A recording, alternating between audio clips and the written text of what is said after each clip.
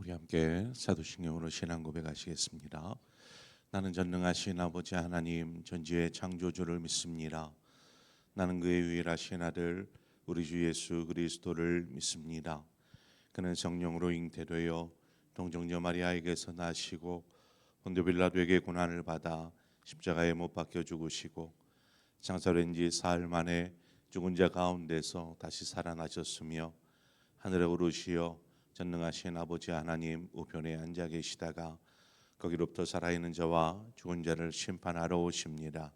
나는 성령을 믿으며 거룩한 공교회와 성도의 교제와 죄를 용서받는 것과 몸의 부활과 영생을 믿습니다. 아멘.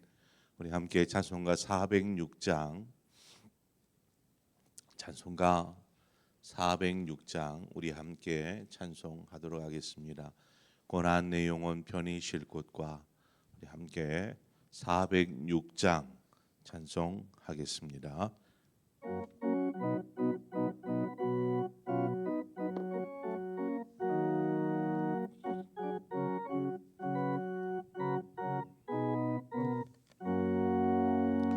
고난 내 영혼 편히 쉴 곳과 풍랑이로도 안전한 보고 복음까지로 다스리시네 주의 영원한 팔을 지해 주의 영원하신 팔 함께 하사 항상 나를 붙드시니 어느 곳에 가든지 요동하지 않음은 주의 팔을 의지함이라. 세상 친구를 나를 보려도 예수는 함께 동행함으로 주의 은혜가 충만하리니 주의 영원한 팔을 지해 주의 영원하신 팔 함께 하사 항상 나를 붙드시니 어느 곳에 가든지 요동하지 않음은 주의 팔을 의지함이라. 나의 믿음이 연약해져도 미리 예비한 힘을 주시며 위대할 대로 안보하시니 주의 영원한 팔을 지해 주의 영원하신 팔 함께 하사 항상 나를 붙드시니 어느 곳에 가든지 요동하지 않음은 주의 팔을 의지함이라. 능지 못한 것 주께 없으니 나의 일생을 주께 맡기며 나의 모든 대신 제시네 주의 영원한 팔을 지해 주의 영원하신 팔 함께 하사 항상 나를 붙드시니 어느 곳에 가든지 요동하지 않음은 주의 팔을 의지함이라.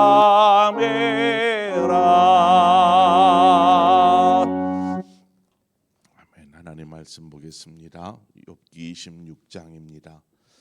욥기 26장 1절에서 14절의 말씀 한 절씩 교독해서 보겠습니다. 욥이 대답하여 이르되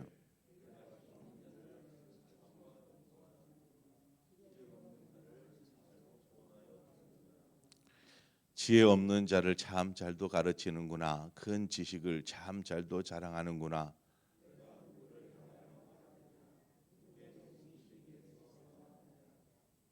죽은 자의 영들이 물 밑에서 떨며 물에서 사는 것들도 그러하도다.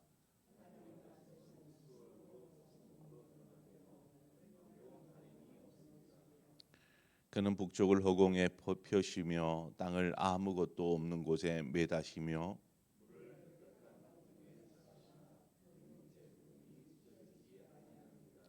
그는 보름달을 가리시고 자기의 구름을 그 위에 펴시며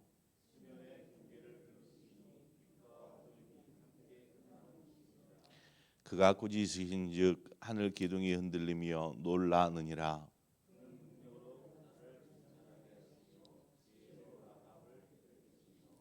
그의 입김으로 하늘을 맑게 하시고 손으로 날렵한 뱀을 무찌르시나니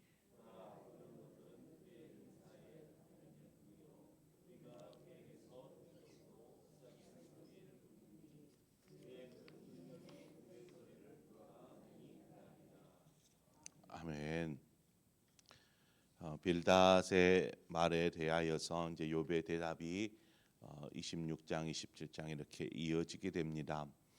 우리가 어제 살폈던 바와 같이 빌닷이 한 이야기가 무엇입니까? 그는 위대하신 하나님에 대해서 인간이 알고 이해하는 데는 분명한 한계가 있다라는 것입니다. 마치 욥보다 이제 하나님에 대해서 자신이 더 많이 알고 있는 것처럼 빌닷이 그런 태도로 이야기를 하는데 욥은 그러한 빌닷에 대해서 오늘 본문에 내가 어떤 하나님의 지혜의 일부분이라도 알지 못한다 이런 맞받아치는 이야기를 합니다. 오늘 본문을 보면 욥이 이제 어떤 반어적인 표현을 사용하는데 내가 힘없는 자, 기력 없는 기력 없는 팔, 지혜 없는 자를 참 잘도 도와주는구나. 뭔가 빈정거리는 듯한 태도의 어떤 그런 말로 지금 하고 있는 것을 보게 됩니다. 욥은 빌닷의 이야기가 자신에게는 아무런 하등의 도움이 되지 못하였다. 오히려 그런 이야기들, 친구들의 이야기가 자신에게는 고통이었고 절망만 가져다주는 그러한 말이었다라고 말하고 있습니다. 욥이 고난 가운데 있을 때에 세 명의 친구들이 욥을 찾아왔습니다. 찾아오는 데는 분명한 이유가 있겠지요. 뭐 따져 묻기 위해서 왔겠습니까? 아니면 사실 관계를 확인하기 위해서 왔겠습니까? 고난 속에 있는 절망 가운데 있는 욥 친구 욥을 위로하고자 분명히 온 것이 확실합니다. 욥 역시 친구들이 왔을 때 그나마 이런 자신의 처지와 상황 이해할 수 없는 이 상황에 대하여서 뭔가 위로도 받고 격려도 받고 그렇게 힘을 얻고자 했을 거라고 보여집니다. 그러나 친구들이 와서 하는 여러 대화들 속에 보면 위로는커녕 오히려 욥에 대하여서 비난하고 정죄하는 그런 말들뿐인 것을 보게 됩니다. 우리 주위에 보면 위로를 필요로 하는 사람들이 많이 있습니다. 위로를 필요로 하는 사람들. 그러나 이런 위로가 잘 채워지지 않습니다. 왜냐, 뭐 바라는 사람은 많은데 위로해 주는 사람은 그렇게 많지 않기 때문이죠. 다 뭐 자기 살기 위해서 바쁘느라 다른 사람들을 돌아보고 또 슬픔에 있는 사람들, 아픔에 있는 사람들을 찾아가서 위로해 주는 것 이런 것까지 할 만큼 여력도 안 되는 것 같고요. 또 다들 요즘 세상이 개인주의 팍팍한 세상이다 보니까 이렇게 다른 사람 신경 쓰려고도 하지 않습니다. 다른 사람이 어찌 됐든 나만 그래도 편안하고 잘 살면 됐지 이런 생각을 가지고 사는 것이죠. 가시적으로 보여주기 위해서 또 위로를 하는 경우도 있습니다. 막 사람들에게 보이라고 막 하면서 하는 위로. 주님께서 말씀하시길 오른손이 아니를 왼손이 모르게 하라 이렇게 말씀하시지 않았습니까? 그래서 그런 고통당하는 사람들을 보면 겸손히 묵묵하게 그저 섬겨주는 것입니다. 어찌 보면 우리 자신도 위로가 필요한 사람인 줄 모릅니다. 누군가 나에게 좀 힘이 되어 주었으면, 격려가 되어 주었으면 하는 생각을 할 때도 있을지 모르겠습니다. 그러면 누가 우리를 위로해 줄 수 있을까요? 누가 여러분을 위로해 줍니까? 그 윤복희 권사님이 부른 노래 가운데 여러분이라는 노래가 있습니다. 아시죠, 여러분? 뭐 대중가요 이야기지만 이 곡은 신앙적인 내용을 담고 있습니다. 신앙적인 내용을. 그래서 이 윤 권사님의 오빠가 윤한기 지금 목사님이 되셔서 목사님이죠. 문퇴한 걸로 알고 있는데 윤한기 목사님이 이사야서의 말씀을 묵상하다가 이 가사를 이렇게 이 곡을 썼다고 합니다. 이 곡의 가사를 보면 그렇습니다. 내가 만약 외로울 때면 내가 위로해 줄게. 뭐 그렇게 시작이 되죠. 내가 만약 외로울 때면 여기서만 네가 만약 외로울 때면 내가 위로해 줄게라는 그 찬양이란다. 가사로 시작이 되어집니다. 이 가사에서 말하는 위로라는 것을 위로해 주는 내가 위로해 줄게 하는 여기에서의 내가는 누구를 말하냐면 이제 이 곡을 쓴 사람의 의도에 의하면 하나님이십니다. 하나님. 그래서 이윤 권사님이 간증을 하실 때에 하나님이 저를 통해서 여러분에게 하시는 말씀이에요. 그 가사의 내용은 그런 말씀이에요라는 간증을 하는 것을 알 수 있습니다. 하나님은 우리의 위로자가 되어 주십니다. 우리의 위로자. 다른 누구가 아니라 하나님이 나의 위로자 되어 주시는 거죠. 고린도후서 1장 3절 이하를 보면 찬송하리로다 그는 우리 주 예수 그리스도의 하나님이시요 자비의 아버지시요 모든 위로의 하나님이시며 우리의 모든 환난 중에서 우리를 위로하사 우리로 하여금 하나님께 받는 위로로서 모든 환난 중에 있는 자들을 능히 위로하게 하시는 이시로다 이렇게 말씀하고 있습니다. 우리가 아무리 힘든 시련 속에 이렇게 있을지라도 하나님께서 우리의 위로자가 되어 주시고 또 우리를 회복하여 주실 줄 믿습니다. 그런 하나님의 위로자 되심 우리가 그것을 기억하고 있어야 합니다. 아무리 힘든 순간에도 사람들이 나를 위로해 주지 않는다 할지라도 우리 하나님께서 우리와 함께 하시고 우리의 위로자가 되어 주신다라는 사실을 우리는 잊지 말아야 합니다. 또 한 가지 내가 위로해 줄게 할 때에 이 내가는 이 노래의 말미에 가면 그냥 독백처럼 하는 내용이 나와요.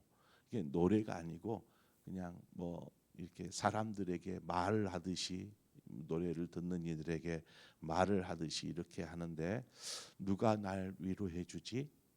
하고 마지막은 여러분 하면서 이제 또 노래가 또 진행이 되는데 바로 우리가 누군가의 위로자가 되어 주어야 한다는 것입니다.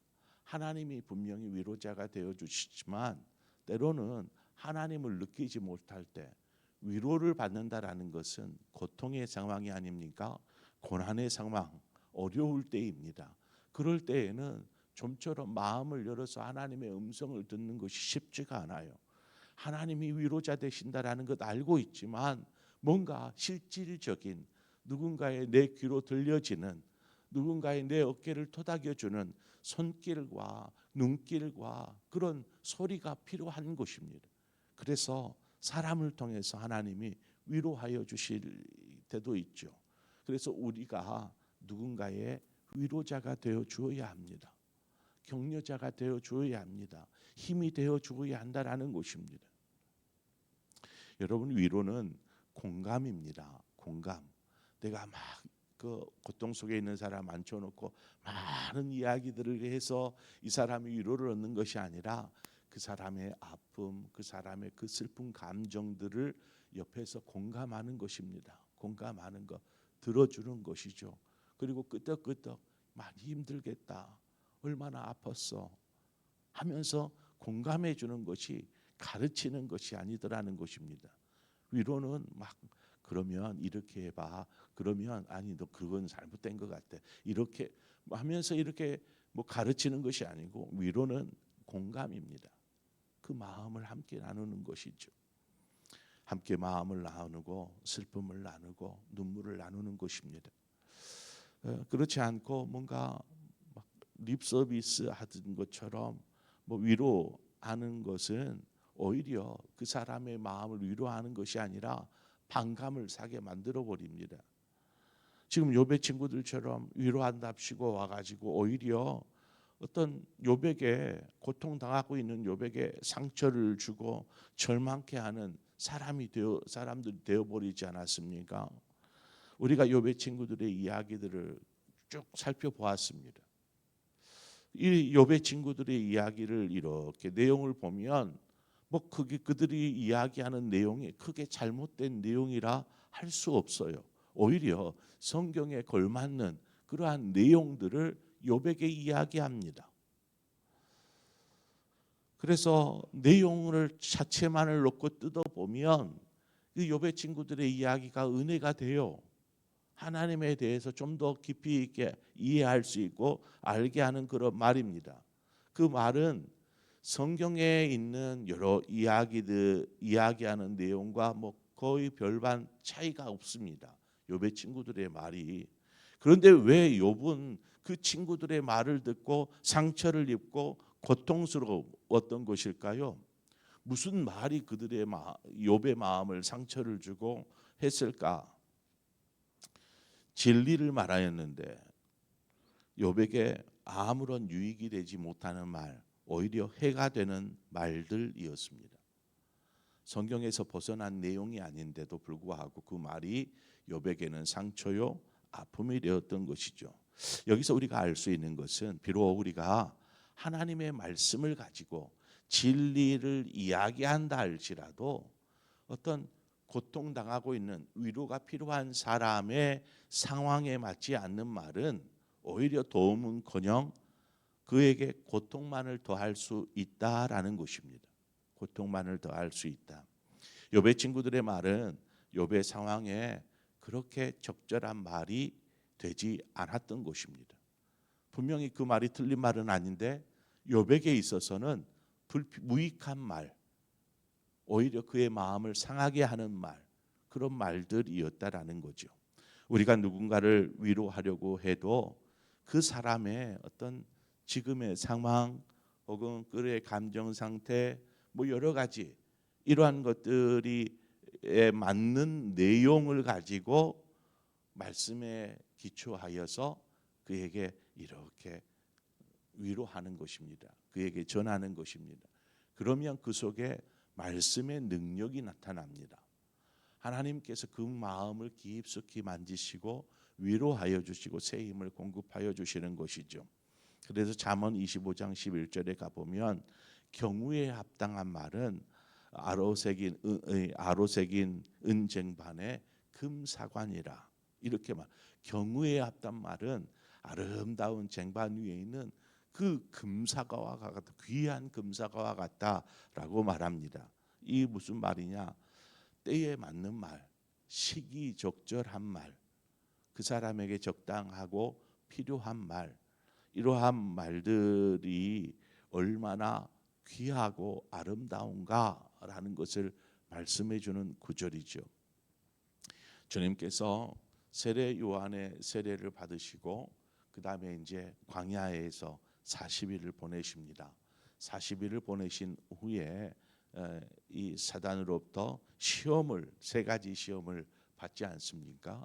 돌을 떡덩이가 되게 해라, 저 성전 꼭대기에서 뛰어내려 보라, 또 저 산 꼭대기에 데려가 가지고 나에게 엎드려 경배하면 천하 만국의 영광을 내게 주겠다. 뭐 이런 세 가지의 시험을 합니다. 그 중에 두 번째 시험을 보면 이 시험이 뭐냐? 성전 꼭대기에 데리고 가서 한번 뛰어내려 보라. 네가 하나님의 아들이라면 하나님이 네가 뛰어내려서 다치고 아니면 죽도록 가만히 지켜보겠느냐? 네가 하나님의 아들이면 하나님이 천사들을 보내서 너를 땅에 닿기 전에 너를 안전하게 내려줄 것이다 라는 말을 합니다. 그런데 여러분, 이 사단의 이야기가 성경에 그대로 나와 있는 내용입니다. 그러니까 성경의 말씀으로 예수님을 시험하였던 거예요. 시편 91편 11절에 보면 그 말씀을 인용한 것인데, 그가 너를 위하여 그의 천사들을 명하사 내 모든 길에서 너를 지키게 하심이라. 그들이 그들의 손으로 너를 붙들어 발이 돌에 부딪히지 않게 하리로다. 시편에 있는 말씀을 예수님께 그대로 적용해서 한번 뛰어내려 보라. 이 말씀대로 되는지, 네가 하나님의 아들이라면, 이렇게 말하고 있더라는 것이죠. 하나님의 말씀조차도요, 부적절한 상황에 사용되고 인용되어진다라면 그것은 오히려 하나님의 말씀 진리, 그 말씀을 하신 하나님의 의도, 이것들을 훼손하게 되는 것입니다. 뿐만 아니라 상대방을 공격하고 상처를 주게 되는 말로 바뀌게 되는 것입니다. 아니, 생명의 말씀, 하나님의 말씀이 어떻게 어떤 상황에서 어떤 사람에게 들려지느냐에 따라서 그 사람에게 그 고통이 되는 독이 될 수 있더라는 것이죠. 그래서 앞서 말씀드린 대로 우리가 위로를 한다, 공감을 하고 그에게 힘을 더한다고 할 때에 우리의 생각으로 내가 저런 말을 하면 저 사람이 힘을 얻겠지가 아니라 그 사람의 마음을 깊이 있게 이해하고 공감하고 함께하며 또 그 속에서 어떤 말씀을 전하거나 위로의 말 한마디를 전한다 할 때에도 그 사람의 상황을 잘 살피고 지혜로운 말을 통해서 그를 위로하고 힘을 줄 수 있어야 합니다. 오늘날 많은 그리스도인들이 힘겨워하고 있습니다. 우리도 힘들지 않습니까? 위로가 필요합니다. 누군가의 위로가. 누가 위로해 줘야 합니까? 하나님이요. 맞습니다. 하나님뿐만 아니라 누가 나를 위로해 주지? 여러분이라는 그 말처럼 우리가 누군가의 위로자가 되어야 할 줄 믿습니다. 삶의 자리에서 누군가 힘겨워하거든 그 옆에 같이 쪼그려 앉아서 그냥 고개를 끄덕 침묵 속에서 그 마음을 함께 나눌 수도 있고, 어깨를 토닥여주고 손을 잡아 일으켜주며 위로해 줄 수 있고, 지혜로운 말 한마디로 그에게 새 힘을 불어넣을 수도 있습니다. 이처럼 누군가의 위로자가 되어주는 그런 저와 여러분의 삶이 되어지기를 주님의 이름으로 축원합니다. 함께 기도하겠습니다. 좋으신 아버지, 은혜를 감사합니다. 우리를 또 택하여 자녀 삼아 주셨을 뿐만 아니라 삶 속에서 또 고난과 아픔과 슬픔과 염려와 근심 속에 있을 때에 우리에게 또 찾아오셔서 말씀으로 위로하여 주시고, 우리가 기도하는 순간 우리의 마음 아픈 그 자리를 어루만지시며 우리를 위로하시고 새 힘 주시는 하나님을 찬양합니다. 그러나 때로는 고통 절망 속에 있을 때 하나님이 보이지 않고 하나님의 음성이 들리지 않고 하나님의 손길이 느껴지지 않는다 할 때에 누가 우리를 위로해 주겠습니까? 하나님, 믿음의 사람들인 우리가 누군가의 위로자가 되게 하여 주옵소서. 그래서 함께 더불어서 하나님 안에서 회복되고 힘을 얻을 수 있는 그런 아름다운 에너지를 공급할 수 있는 우리 모든 성도들 되게 하여 주시옵소서. 또 위로한답시고 립서비스 하듯이 하는 것이 아니라 정말 온 마음으로 함께 공감하고 또 지혜로운 말씀을 또 담아서 나누고 위로할 수 있도록 주님 우리에게 지혜를, 경우에 합당한 말을 할 수 있도록 인도하여 주옵소서. 그래서 모든 사람들이 슬픔은 반감되고 기쁨과 웃음은 배가 되어지는 그런 삶을 살게 하여 주옵소서. 예수님의 이름으로 기도합니다. 아멘. 오늘 이 시간 말씀을 생각하면서 하나님만이 나의 위로자이십니다.